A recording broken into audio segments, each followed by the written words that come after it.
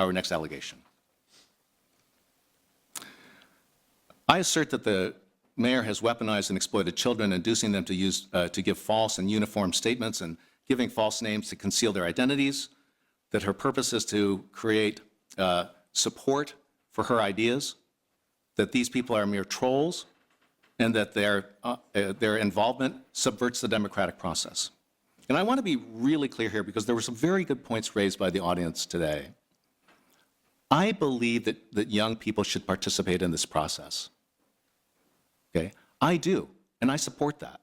I mean, Mr. Danielson knows that I serve as the youth chair on the Rotary Club, and I have the one who works on the Rotary Youth Leadership Academy and the Teen Leadership Club for the Rotary Club. It's a two teen scholarships that we give out at Rotary.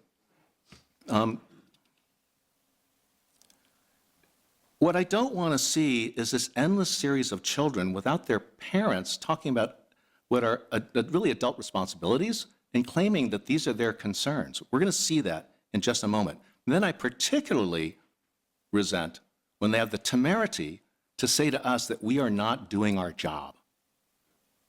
What are we teaching these people? And I'm going to come back to that in just a moment. Okay. Mayor Kwan denies orchestrating this process. And I believe that that's part of some very consistent gaslighting on the part of the mayor, which again is problematic and inconsistent with her role.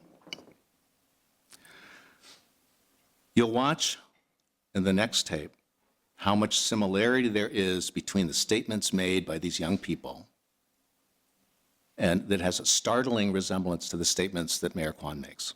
Let's roll the next slide, please. I didn't lose my insurance, but I almost wish I had because our premium tripled. Home values in high-risk areas are dropping. Insurance companies aren't just raising rates or canceling policies for homes near the fire zones. And if they can't get coverage, they can't meet their mortgage requirements. The insurance industry is notorious for responding to risks by increasing costs or pulling coverage altogether. We have to show insurance companies that Arcadia is taking this risk seriously. We need to show insurance companies that Arcadia is taking fire risk seriously. Study shows that every dollar spent on hazard mitigation Studies have shown that every dollar spent on this proposal saves $6 in disaster recovery costs. saves $6 in disaster recovery. But more than that, More importantly, it saves lives, the plan will save lives. which is priceless, And you also can't put a price on lives. including from well-funded development interests. Well-funded development interests. Based on the latest threat of litigation from the unions. And the latest threat of litigation from the unions is sure to further strain our budget. May I ask you if you prepared your remarks yourself? I did, yes. Did you discuss it with anybody else? No, I guess my family or people. 2 weeks ago, my daughter stood before you. As her father, I can attest that she wrote every word herself, spending hours researching, refining her points, and practicing her delivery. And now we're going to have public comments. Call for the first one, Dave Gold, William Goldsmith, Pat Smear. Mr. Fu speaks about uplifting the next generation. Mr. Fu likes to talk about empowering the next generation. He talks of inspiring the youth for future leadership. They came across as contradictory, inappropriate, and lacking in respect. Contradictory, disrespectful, and inappropriate for anyone in public office. Dave Grohl, William Goldsmith, Pat Smear. Those are members of a rock band. It's called the Foo Fighters. Wow, that's so clever. I'm really impressed. At least these kids have good taste in music.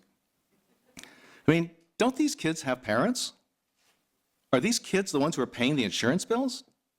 If mom and dad are so worried, where are they? I don't believe that these teenagers own the house and that they're worried about the price of insurance. And by the way, we're all concerned about the price of insurance and whether or not even insurance will be extended. But as Dominic has pointed out before, California law has changed in order to protect that, at least temporarily. I want to be very, very clear here.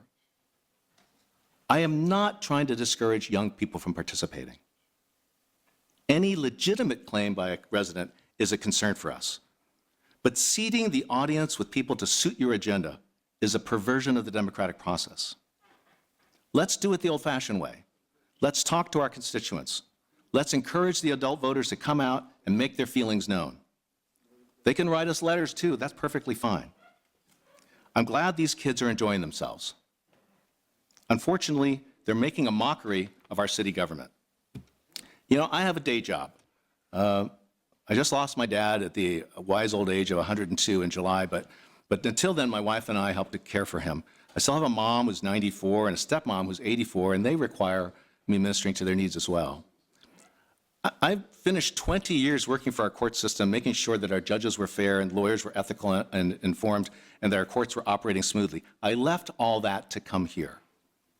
I would prefer to work with professionals, not unserious people who literally have nothing better to do. This undermines our democracy. We're teaching young people to be adults. These kids brought here by the mayor are learning that they are not accountable. They can go to a city council meeting in a city they don't live in, give us a fake name, and they can punk the city council without any worry or consequence. It's all a big joke. Here's another thing, and I apologize for doing this to Olivia. I have a great deal of respect for her. She's a very, very bright young woman. But when she talks about her speech, I said, so, you know, first of all, I wasn't disrespectful when I said, hey, did you write it? She said, yeah, of course I wrote it. And I said, so who did you talk to about it? And she goes, friends, family. Well, from where I'm sitting, just like now, I can see the back of the auditorium. And she was sitting with April Verlato all night long, as she usually is. And yet, she didn't mention that she spoke with April Verlato about that. To me, that's a little bit implausible. And that is one of the really big problems here. Are we teaching these young people the right lessons or the wrong ones? Are we teaching them to lie to public officials? You tell me. You saw the tape. You saw how they spoke. You saw the statements they made and how they were largely identical to each other. And yet, we're being gaslit to say, no, there's no coordination here. We didn't have anything to do with it. And just happens to be on the same issue that Mayor Kwan is advancing that night.